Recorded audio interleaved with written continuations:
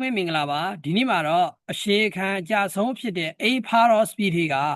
ဝါစဉ်ကရှမျိုးထေကကရိယာဝိသေသနာအပိုင်း3ကိုသင်ပြသွားမှာဖြစ်ပါတယ်ကရိယာဝိသေသနာအပိုင်း3ကတော့ advance time လို့ခေါ်တဲ့အရှင်ပြကရိယာဝိသေသနာဖြစ်ပါတယ်အရှင်ပြကရိယာဝိသေသနာကိုမသင်ခင်မှာကျွန်တော်တို့တွေသိထားရမယ့်အရာလေးတစ်ခုကိုပြောပြမျှဝေပေးသွားမှာဖြစ်ပါတယ်အဓိကတော့အဲ့ဒီအရာအားလုံးဟာအရာတစ်ခုကတော့အင်္ဂလိပ်စာသင်ယူတဲ့အခါမှာဘာသာစကားသင်ယူတဲ့အခါမှာအမတန်အသုံးများတဲ့အချက်ဖြစ်ပါတယ်။အဲ့ဒီအချက်ကလူတိုင်းနှီးပါးလောက်နားမလည်တဲ့အချက်ဖြစ်ပါတယ်။လူတိုင်းနှီးပါးလောက်ဘာလဲဆိုတော့ဘာသာစကားတစ်ခုကိုသင်ယူရတဲ့အခါမှာသင်ယူရမယ့်အပိုင်းနဲ့အသုံးချမယ့်အပိုင်းဆိုတာရှိပါတယ်။သင်ယူမှုကိုလုပ်တော့မယ်ဆိုရင်အဲ့ဒီအပိုင်းကိုမဖြစ်မနေသွားမှရပါမယ်။ပြီးမှပဲအသုံးချလို့ရပါမယ်။ကျွန်တော်တို့တွေကဒီနေ့မှသင်တန်းတက်တဲ့နောက်တစ်လလောက်ဆိုလို့ရှိရင်ပြောနိုင်ရှင်တယ်ရေးနိုင်ရှင်တယ်ဖတ်နိုင်ရှင်တယ်နားထောင်တာကိုကောင်းစွာနားလည်ရှင်တယ်ဆိုလို့ရှိရင်တော့ကျွန်တော်တို့တွေကအဓိကအချက်ကိုဂျိုသွားတာဖြစ်ပါတယ်အဓိကရှေ့ကဘာလဲဆိုတော့သင်ယူတဲ့အပိုင်းဖြစ်ပါတယ်အင်္ဂလိပ်စာသင်တော့မယ်ဆိုရင်အင်္ဂလိပ်စာမှာရှိတဲ့ဒီသဘောတရားတွေကိုနားလည်ထားဖို့လိုပါတယ်အင်္ဂလိပ်စာမှာအပိုင်းဘယ်နှပိုင်းရှိတယ်အဲ့ဒီအပိုင်းတွေကဘာတွေလဲဆိုတာကိုသိဖို့လိုတယ်အင်္ဂလိပ်စာမှာအရှိခံအကြဆုံးနဲ့မဖြစ်မနေသိထားမယ့်အပိုင်းကတော့10ပိုင်းရှိပါတယ်အဲ့ဒါကို8 part of speech လို့ခေါ်တယ်8 part of speech ဆိုတာ noun တွေ noun ပေါ့နောက်တစ်ခုက pronoun လို့ခေါ်တဲ့နာမ်စားတွေ adjective လို့ခေါ်တဲ့နာမဝိသေသနာတွေ verb လို့ခေါ်တဲ့ကရိယာတွေ adverb လို့ခေါ်တဲ့ကရိယာဝိသေသနာတွေ preposition လို့ခေါ်တဲ့ဝိဘတ်တွေ conjunction လို့ခေါ်တဲ့စကားဆက်တွေ interjection လို့ခေါ်တဲ့အာမီတွေအဲ့ဒါကို8 part of speech လို့ခေါ်တယ်ဝါစဉ်က10မျိုးလို့ခေါ်တယ်အဲ့ဒါကိုလုံးဝသိထားမှာဖြစ်ပါတယ်အရှိခံမရသေးဘူးဆိုရင်အဲ့ဒါကိုလုံးဝသိထားမှာဖြစ်တယ်အဲ့ဒါကိုမသိဘဲနဲ့ကိုက reading တွေ writing listening တွေကိုတွားပြီးတော့သင်ယူနေမယ်ဆိုရင်လက်လာနေမယ်ဆိုရင်ပြောနေမယ်ဆိုလို့ရှိရင်တော့တမ်းမြောက်မှုကတော့နှောင်နှေးကြံ့ကြံ့နေတတ်ပါတယ်အဲ့ဒီအထေကမှာကျွန်တော်တို့က8 part of speech တွေကဒီနေ့မှာတော့ဝါစဉ်က10မျိုးထေကကရိယာဝိသေသနာအပိုင်း3ကိုသင်ပြသွားမှာဖြစ်ပါတယ်အင်္ဂလိပ်စာမှာသင်ယူရမယ်ပြီးလို့ရှိရင်မှတ်ထားရမယ်ပြီးလို့ရှိရင်အသုံးချရမယ်အဲ့ဒီ process 3ခုကတစ်ဆက်တည်းဖြစ်နေတာဖြစ်ပါတယ်သင်ယူတယ်မှတ်ထားတယ်ပြီးလို့ရှိရင်ပြန်ပြီးအသုံးချတယ်ဒါမှမဟုတ်သင်ယူတယ်မမှတ်ထားဘူးပြန်အသုံးမချဘူးဆိုဘာမှမထူးဘူးအဲ့ဒါကြောင့်မလို့အဲ့ဒီအပိုင်း3ပိုင်းကိုလုံးဝရဖို့လိုတယ်ဒါဆိုရင်တော့8 part of speech တွေကကရိယာဝိသေသနာအပိုင်း3ကိုကျွန်တော်နဲ့အတူတူလေ့လာကြည့်မယ်ဒါဆိုရင်တော့မြန်မာစကားမှာလည်းပဲအချိန်ပြပုတ်တွေရှိပါတယ်ကျွန်တော်လွန်ခဲ့တဲ့နှစ်ကရန်ကုန်မှာနေထိုင်ခဲ့တယ်ဒီလွန်ခဲ့တဲ့နှစ်ကဆိုတဲ့စကားလုံးဒီ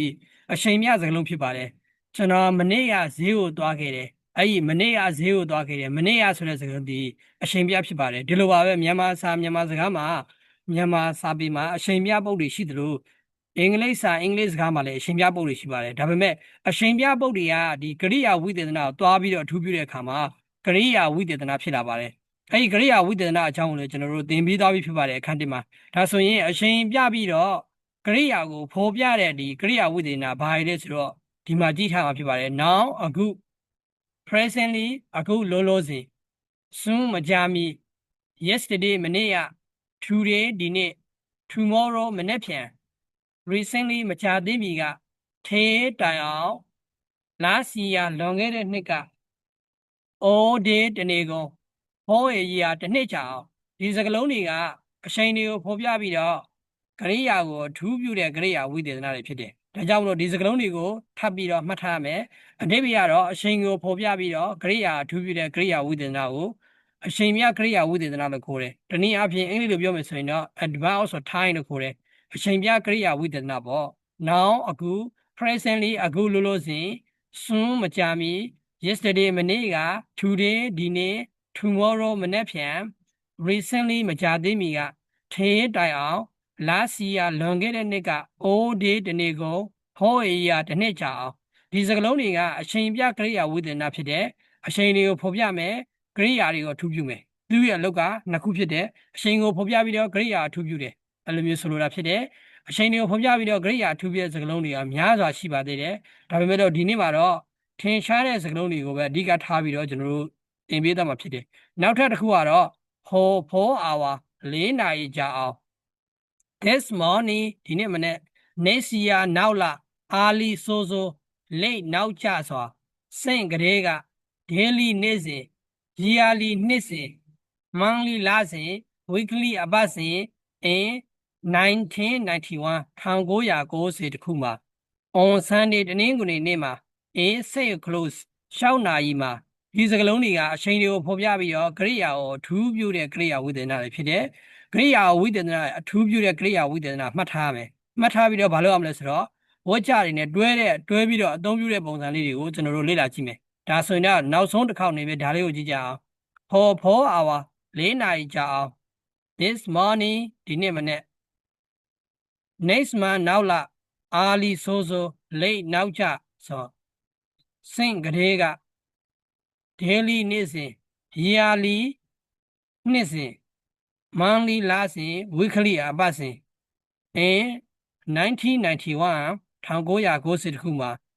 on Sunday တနင်္ဂနွေနေ့မှာ in 6 close 6နာရီမှာဒီမှာ yearly တွေကို every year ဆိုလို့ရတယ်နှစ်တိုင်း every month လတိုင်း every week အပတ်စဉ်တိုင်းစသည်အပြင်ဒီလိုမျိုးပြောလို့ရတယ်ဒီလိုမျိုးအရှင်တွေနဲ့သုံးလို့ရတယ်အဲ့ဒါလေဘာလဲဆိုတော့အရှင်ပြကရိယာဝိသေသနာပဲအတူတူပဲဒါဆိုရင်တော့ဒီစကားလုံးတွေကိုကျွန်တော်တို့ဝက်ချနဲ့တွဲပြီးတော့လေ့လာကြည့်မယ်ပထမဆုံးသင်ယူရမယ်ပြီးလို့ရှိရင်မှတ်ရမယ်ပြန်ပြီးတော့အသုံးချရမယ်အဲ့ဒီသုံးခုဒီတစ်ခုနဲ့တစ်ခုချိတ်ဆက်နေမှပဲရမှာဖြစ်ပါတယ်သင်ယူရမယ်ပြီးလို့ရှိရင်အဲ့ဒါကိုမှတ်ထားမယ်ပြီးလို့ရှိရင်ပြန်ပြီးအသုံးချရမယ်သင်ယူတယ်မမှတ်ထားဘူးပြန်ပြီးအသုံးမချဘူးဆိုရင် no outpost နော်ရလာကောင်းမထွက်ဘူး no results မရှိဘူး okay if you study language don't notice that there's no results okay သင်ယူတယ်မှတ်ထားတယ်မမှတ်ထားဘူးဒါဆိုရင်တော့လုံးဝ result မရှိဘူးဒါကြောင့်ပဲဒါဆိုရင်သင်ယူမယ်မှတ်ထားမယ်ပြန်ပြီးအသုံးချမယ်ဆိုရင်အချိန်တိုအတွင်းမှာလိုချင်တဲ့အတိုင်းအတာတစ်ခုတွေရလာမှာဖြစ်တယ်ဒါဆိုရင်တော့ဒီဝက်ချလေးတွေကိုကျွန်တော်တို့ဒီပုံစံလေးတွေကိုဒီစကားလုံးတွေကိုဝက်ချမှာအသုံးပြုတဲ့ပုံစံလေးနဲ့တွဲကြည့်မယ်โอเคဝက်ချမှာအသုံးပြုတဲ့ပုံစံလေးတွေကိုကျွန်တော်တို့ဒီ advanced time လို့ခေါ်တဲ့အချိန်ပြစကားလုံးတွေကိုကျွန်တော်တို့ဒီမှာမှင်အနေနဲ့ပြထားပါတယ် my mother is during my မျိုး is during her homework presently ဒါမှမဟုတ် now မျိုးကအခုလိုစဉ်အိမ်စာတွေလုပ်နေတယ် they are now cooking in the kitchen သူတို့ကမီးဖိုချောင်မှာအခုရှစ်ပြုတ်နေကြတယ် he will come soon သူမကြာမီလာလိမ့်မယ်သူ basis are yesterday သူကကျွန်တော်တို့ရှိကိုမနေ့ကလာလေခဲ့တယ် I went to the zoo yesterday ကျွန်တော်ကမနေ့ကတိရစ္ဆာန်ရုံကိုသွားလေခဲ့တယ် have you seen Nini today ဒီနေ့နူနီကိုတွေ့မိသေးတာဒီမှာ today ဒီအချိန်ပြပုဂ္ဂရိယာဝိသေသနာဖြစ်တယ် I have to go now ကျွန်တော်အခုသွားရမယ်ဒီမှာ now ဒီအချိန်ပြကရိယာဝိသေသနာဖြစ်ပါတယ် I visit my friend today ကျွန်တော်တငယ်ချင်းကြီးကိုဒီနေ့သွားလေတယ် I recently bought new car ကျွန်တော်ကမကြာသေးမီကကားတစ်စီးကိုဝယ်ခဲ့တယ် The officer is stay in the office အရာရှိကအခုရုံးထင်းမှာရှိနေတော့ဒီမှာ stay ဒီတိုင်အောင်ဆဲတုံးဆိုတဲ့အိဗယ်ထွက်တယ် I going to Japan tomorrow မနေ့ပြန်ကျွန်တော်ဂျပန်ကိုသွားတော့မယ် I will teach you English tomorrow ငါမင်းတို့ကိုမနေ့ပြန်အင်္ဂလိပ်စာသင်ပေးမယ် They saw this movie last year သူတို့ကဒီရုပ်ရှင်ကိုလွန်ခဲ့တဲ့နှစ်ကကြည့်ခဲ့တယ်ဒီနေရာမှာ last year tomorrow today recently now yesterday soon now presently အားလုံးဒီအချိန်ပြကရိယာဝိသေသနာဖြစ်တဲ့အတွက်သူတို့ကိုသေးသေးချာချာစနစ်တကျလေးမှတ်ထားဖို့လိုတယ်သေးသေးချာချာရအောင်လုပ်ထားဖို့လိုတယ်ဒါဆိုရင်တော့ကျွန်တော်နဲ့အတူတူတစ်ခါလို့ကြည့်ပါမယ်ပြန်ပြီးတော့မျိုး is doing her homework presently or now they are now cooking in the kitchen she will come soon Dudu visited us yesterday ကကျွန်တော်တို့ရှိကိုမနေ့ကလာလေခဲ့တယ်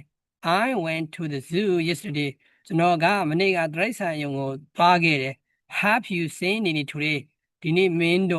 နီနီကိုတွေ့မိသေးလား I have to go now ကျွန်တော်အခုသွားတော့မယ် I visit my friend today ကျွန်တော်တငယ်ချင်းစီကိုဒီနေ့သွားလေတယ် I recently bought new car ကျွန်တော်ကမကြာသေးမီကကားတစ်စီးဝယ်ခဲ့တယ်The officer is stay in the office အရာရှိကရုံးထွေးမှာရှိနေတော့ I'm going to Japan tomorrow ကျွန်တော်မနေ့ပြန်ဂျပန်ကိုသွားတော့မယ် I will teach you English tomorrow ကျွန်တော်ကမင်းတို့ကိုအင်္ဂလိပ်စာသင်ပေးမယ် They saw this movie last year သူတို့ကလွန်ခဲ့တဲ့နှစ်ကဒီရုပ်ရှင်ကိုကြည့်ပြီးသွားပြီဒီပုံစံလေးတွေကိုမှတ်ပါလင့်လာပါပြီးလို့ရှိရင်ပြန်ပြီးတော့အသုံးချပါပြီးလို့ရှိရင်တော့မကြာမီအချိန်အတွင်းမှာမိတ်ဆွေရဲ့အင်္ဂလိပ်စာကတိတိတသားကိုတိုးတက်သွားပါလိမ့်မယ်ဒါကြောင့်မလို့စာတွေကိုလင့်လာတဲ့အခါဘာသာစကားကိုလင့်လာတဲ့အခါမှာသင်ယူပြီးတော့မှတ်တတ်တဲ့အကျင့်နှုတ်တွေရေးတတ်တဲ့အကျင့်ကိုလုံးဝထားပါမယ်ပြီးလို့ရှိရင်အဲ့ဒါကိုပြန်ပြီးတော့အသုံးချတဲ့အကျင့်ကိုထားပါမယ်အဲ့ဒီသုံးချက်လုံးကတစ်ခုနဲ့တစ်ခုကဆက်ဆက်မှုရှိနေတယ်တစ်ခုပြီးတစ်ခုသွားနေတယ်ဆိုရင်သေချာတယ်ဘာသာစကားလစ်လာတဲ့အခါမှာအချိန်တိုအတွင်းမှာကိုလိုတဲ့အတိုင်းအတာကိုရောက်လာမှာဖြစ်ပါတယ်3လတက်တယ်4လတက်တယ်2လတက်တယ်1လတက်တယ်သင်တန်းရင်သွားတက်ပေမဲ့ဘာမှရလာမှာမဟုတ်ဘူးဘာကြောင့်လဲဆိုတော့ပထမအဦးဆုံးသင်ယူတဲ့အပိုင်းကိုမလုပ်ဘူးအသုံးချဖို့အပိုင်းကိုသွားပြီးတော့ speaking တွေသွားလေ့ကျင့်တယ် writing တွေသွားလေ့ကျင့်တယ်ဆိုရင်တိတိတတ်တာကြီးတိုးတက်လာမှာမဟုတ်ဘူးမဆိုစတော့ရမှာပေါ့သင်ကြားရေးကောင်းတယ်ဆရာတွေကသင်ကြားမှုကောင်းတယ်ဆိုရင်တော့ရှိရင်တော့ရကောင်းရနိုင်တယ်ဒါပေမဲ့လို့သင်ယူတဲ့အပိုင်းကိုအရင်လုပ်ပါပြီးလို့ရှိရင်အသုံးချတဲ့အပိုင်းကိုပြန်ပြီးတော့အသုံးချပါဒါဆိုရင်တော့အဲ့နှစ်ခုက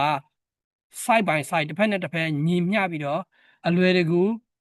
ရသွားမယ်သင်ယူပါပြီးလို့ရှိရင်မှတ်ပါပြန်ပြီးတော့အသုံးချပါလို့ပြောရင်းနဲ့ဒီနေ့ကရိယာဝိသေသနာအပိုင်း3အတပတ်ဆိုထိုင်းကနေပြီးအားလုံးနှုတ်ဆက်လိုက်ပါတယ်နောက်ဗီဒီယိုမှာအပိုင်းလေးကိုတင်ပေးပါမယ်အားလုံးနှုတ်ဆက်ပါတယ်